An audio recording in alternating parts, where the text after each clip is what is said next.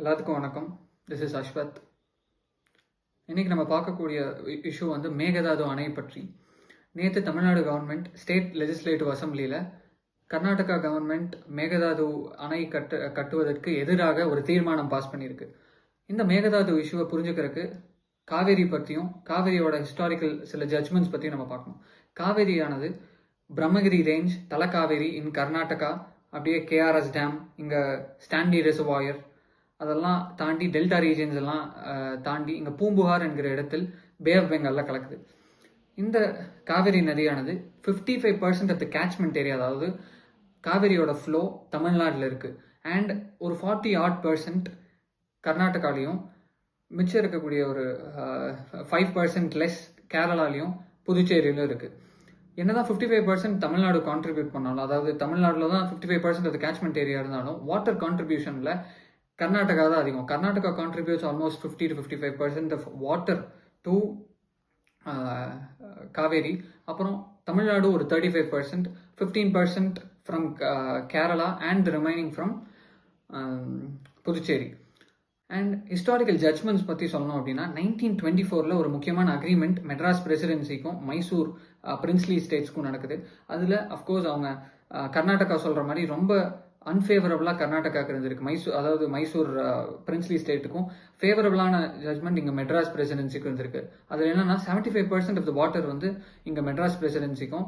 அப்புறம் கர்நாடகாவில் ஃபார்மர்ஸ் ஒரு லெவலுக்கு மேலே ஏக்ரியேஜ், அதாவது ஃபார்மிங் பண்ணக்கூடிய நிலம் வந்து இன்க்ரீஸ் பண்ணக்கூடாது அப்படின்னு பிரிட்டிஷ் சொல்லியிருக்காங்க. ஸோ இந்த 1924 அன்ஃபேவரபுளாக இருக்கிறதுனால 50 இயர்ஸ் இந்த அக்ரிமெண்ட் பீரியட் முடிஞ்சதுக்கப்புறம் 1974 கர்நாடகா என்ன பண்ணுது, புது டேம்ஸ் கட்டுறாங்க. ஹேமாவதி டேம், ஹரங்கி டேம், அதெல்லாம் கட்டிட்டு இந்த பிரச்சனை, இந்த டேம்ஸ் எல்லாம் கட்டுறதுனால என்ன ஆகுது, தமிழ்நாடுக்கு வாட்டர் ஃப்ளோ கம்மியாகுது. இப்போ தமிழ்நாடும் கர்நாடகாவும் சென்ட்ரல் கவர்மெண்ட்டுக்கு போய் எங்களுக்கு ட்ரிபியூனல் ஃபார்ம் பண்ணுங்கிறாங்க. ஸோ 1991 ஒரு ட்ரிபியூனல் ஃபார்ம் பண்ணுறாங்க. இந்த tribunal inter state water disputes act, அதுக்கு வெளியில் ட்ரிபியூனல் ஃபார்ம் ஆகும். இந்த ட்ரிபியூனல் வந்து 2007 ஒரு ஜட்மெண்ட் கொடுக்குது. 2007 என்ன சொல்றாங்கன்னா, அதோட ஆர்டர் படி 192 TMC ஃபீட் ஆஃப் வாட்டர் வந்து காவேரி நதியிலிருந்து கர்நாடகா வந்து தமிழ்நாடுக்கு ரிலீஸ் பண்ணோம் அப்படிங்கிறாங்க. டிஎம்சி ஃபீட்டுங்கிறது வந்து ஒரு டிஎம்சி ஃபீட் வந்து 2800 கோடி லிட்டர். அப்போ 192 TMC ஃபீட்னா ஜஸ்ட் இமேஜின். இப்போ அதை எதிர்த்து உச்சநீதிமன்றத்தில் மேல்முறையீடு பண்றாங்க கர்நாடகா. அப்போ சுப்ரீம் கோர்ட் என்ன சொல்லுது, 192 TMC ஃபீட் கொடுக்க வேணாம், 177 TMC ஃபீட் கொடுத்தா போதும் அப்படிங்கிறாங்க. ஆனா இந்த 177 TMC ஃபீட்டே நிறைய வருஷம் மான்சூன் டெபிசிட்டா இருக்கும்போது கர்நாடகா வந்து ரிலீஸ் பண்றது கிடையாது தமிழ்நாடு கவர்மெண்ட்டுக்கு. அதனால தமிழ்நாடு ஃபார்மர்ஸ் ரொம்பவே பாதிக்கப்படுறாங்க. இப்பதான் இந்த மேகதாது இஷ்யூ இங்க வருது. இங்க கர்நாடகா என்ன பண்றாங்க, ஸோ பெங்களூர் சிட்டிக்கு கிட்டத்தட்ட பெங்களூர் சிட்டி மொத்தமுமே காவிரி ரிவர் நம்பி தான் இருக்கு. மான்சூன் டெபிசிட் இயர் அப்ப என்ன ஆகுது, பெங்களூருக்கு வாட்டர் டெபிசிட்டா இருக்கு, வாட்டர் டிமாண்டை மீட் பண்ண முடியல. ஸோ அதனாலதான் இங்க மேகதாது அணை கட்டுறாங்க கர்நாடகா. மேகதாது அணை 62 TMC feet of water, 60 to 67 TMC feet of water வந்து இங்க ஸ்டோர் ஆகுது. இவ்வளவு TMC ஃபீட் ஸ்டோர் ஆனா தமிழ்நாடுக்கு பயம், நீங்க இங்க மேகதாது அணை இல்லாமே எங்களுக்கு வரக்கூடிய தண்ணீர் வரதில்லை, நீங்க அணையும் கட்டினதுக்கு அப்புறம் எப்படி தமிழ்நாடுக்கு நீங்க நீர் வழங்குவீங்க அப்படிங்கிறாங்க. ரெண்டு பக்கமும் கரெக்டான கன்சர்ன்ஸ் தான். ஆனா இங்க supply side and demand side problem, தண்ணி என்னதான் ஷார்டேஜா இருந்தாலும் supply side and demand side problems அதிகமா இருக்கு. இங்க டிமாண்ட் சைட் ப்ராப்ளம்ஸ் என்னன்னா, இங்க தமிழ்நாடு கவர்மெண்ட் டெல்டா ஃபார்மர்ஸ் வந்து 3 சீசன் குறுவை, சம்பா, தாளடி 3 சீசன்ல பேடி கல்டிவேட் பண்றாங்க. இந்த குறுவை சீசன், அதாவது இப்போ இந்த சம்மர் சீசன்ல வந்து பேடி கல்டிவேட் பண்றது வந்து மொத்தமா காவேரி நதியை நம்பிதான் இருக்காங்க. ஆனா சவுத் வெஸ்ட் மான்சூன் வந்து இங்க தமிழ்நாட்டில் ரொம்ப கம்மி. அது ஃபுல்லாமே நம்ம கர்நாடகா ரிலீஸ் பண்ற வாட்டரை நம்பிதான் இருக்கும். ஏன்னா சவுத் வெஸ்ட் மான்சூன் கர்நாடகாவில் அதிகமா இருக்கு. ஆனா அடுத்து இருக்கக்கூடிய சீசன் சம்பா அண்ட் தாளடி வந்து நம்மளுக்கே ரெயின்ஃபால் இருக்கும். ஏன்னா நார்த் ஈஸ்ட் மான்சூன் இங்க அதிகமா இருக்கு. அதே மாதிரி பெங்களூரு சிட்டில டிமாண்ட் சைட் ப்ராப்ளம் என்னன்னா, கிட்டத்தட்ட பெங்களூரு சிட்டி 3000 ஃபீட் அபவ் மீன் சீ லெவல்ல இருக்கு. அதனால என்னன்னா 100 kilometers ஆஃப் பைப்டு வாட்டர் தான் அங்க பெங்களூர் சிட்டிக்கு போறதுக்கு முன்னாடியே பைப்டு வாட்டர், அந்த பைப்டு இன்ஃப்ராஸ்ட்ரக்சரை நம்பிதான் இருக்கு. அண்ட் 60% ஆஃப் பெங்களூர் சிட்டி வந்து outside Kaveri catchment, outside Kaveri பேசன்ல இருக்கு. ஸோ டிரான்ஸ்போர்டேஷனே பயங்கர டிஃபிகல்ட்டா இருக்கு. இந்த டிரான்ஸ்போர்டேஷன் எல்லாம் பழைய இன்ஃப்ராஸ்ட்ரக்சர், இந்த பழைய இன்ஃப்ராஸ்ட்ரக்சர் இருக்கிறதுனால 40% ஆஃப் வாட்டர் என்ன ஆகுது, பெங்களூர் மக்களுக்கு போய் சேரக்கு முன்னாடியே வேஸ்டேஜா போகுது.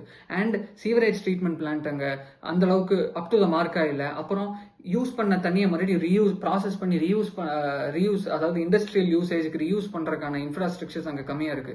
ஸோ இதெல்லாம் demand side problem. Supply side problem பார்த்தீங்கன்னா இங்க கெனால்ஸ், இந்த கெனால்ஸ் எல்லாம் நம்ம ஃபார்மர்ஸுக்கு போகுதுல்ல, இந்த கெனால்லாம் சைட்ல சீப்பேஜ் அதிகமா இருக்கு, வாட்டர் லாஸ் அதிகமா இருக்கு, அப்புறம் வாட்டர் தெஃப்ட் நிறைய இருக்கு.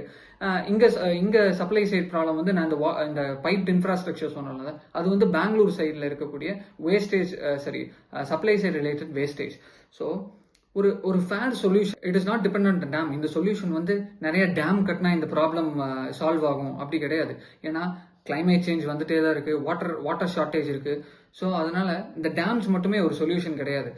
இந்த supply side and demand side problems address பண்ணும். ஃபார் எக்ஸாம்பிள், இந்த குறுவை சீசன் இருக்கக்கூடிய ஃபார்மர்ஸும் அங்க வந்து பெங்களூர்ல, கர்நாடகால நிறைய மண்டியா டிஸ்ட்ரிக்ட் போன்றதுல சுகர் கேன் அதிகமாக கல்டிவேட் பண்றாங்க. ஸோ இங்க குறுவை சீசன்ல நேச்சுரலா தமிழ்நாடுக்கு வாட்டர் கம்மி. அப்போ வந்து என்ன, நிறைய மில்லட் ப்ரொடியூஸ் பண்றாங்க. அதாவது ராகி, திணை, கம்பு போன்ற இதை க்ரோ பண்றதுக்கு ஃபார்மர்ஸ்க்கு இன்சென்டிவ்ஸ் கொடுக்கணும். எப்படி இன்சென்டிவ்ஸ் கொடுக்கறது? லைக் பீரியஸ்ல வந்து நம்ம ப்ரொக்யூர் பண்ணி மக்களுக்கு கொடுத்தா ஃபார்மர்ஸ்க்கு ஒரு இன்சென்டிவ்ஸ் இருக்கும், ஏன்னா நல்ல விலை கிடைக்கும் அவங்களுக்கு. அந்த மாதிரி சேஞ்சஸ் பண்ணணும். அப்புறம் சப்ளை சைட், இங்க மாடர்னைஸ் இன்ஃப்ராஸ்ட்ரக்சர், பெங்களூர் சிட்டிக்கு போறாங்க, அந்த வேஸ்டேஜை கம்மி பண்ணணும். அந்த மாதிரி சப்ளை அண்ட் டிமாண்ட் சைடை வந்து நம்ம அதிகமாக ஃபோக்கஸ் பண்ணணும். அப்புறம் நிறைய வாட்டர் ஸ்டோரேஜ், மான்சூன் சீசன்ல நிறைய வாட்டர் வந்து வேஸ்டா ஓஷன்ல கலக்குது. ஏன்னா நிறைய நீர்நிலைகளை வந்து நம்ம ஆக்கிரமிச்சு புது பில்டிங்கை கட்டுறோம். அங்க வந்து வாட்டர் ஸ்டோரேஜ் கிடைக்கிறது இல்லை. ஸோ இந்த ப்ராப்ளம் எல்லாம் அட்ரஸ் பண்ணா I think this is a long term solution rather than நிறைய டேம்ஸை கட்டுறது. And what you think? உங்க சொல்யூஷன் என்னன்னு நீங்க கமெண்ட் செக்ஷன்ல சொல்லலாம். காமன் மேனா நம்ம எல்லாத்தையும் பொலிட்டிசைஸ் பண்ணி பார்க்கணும். ஏன்னா நம்ம மீடியால காமிக்கிறது எல்லாமே பொலிட்டிசைஸ் பண்ணி தான் நம்ம பார்க்குறோம். நம்ம வந்து ஒரு ஃபேரா ரெண்டு சைடுக்கும் நியாயமா இருக்கிற மாதிரி எல்லா பொதுமக்களும் பார்க்கறோம்னு நான் நினைக்கிறேன். ஏன்னா strong states make a strong nation. India, சரி, தமிழ்நாடு அண்ட் கர்நாடகா நல்லா இருந்தால் தான் இந்தியா ஆஸ் அ நேஷனா நல்லா இருக்க முடியும்.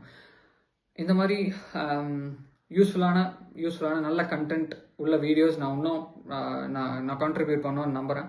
ஸோ உங்களுக்கு இந்த வீடியோ பிடிச்சிருந்துச்சுன்னா I hope you should just follow this channel for more informative videos. Signing off, this is Ashwath. Thank you.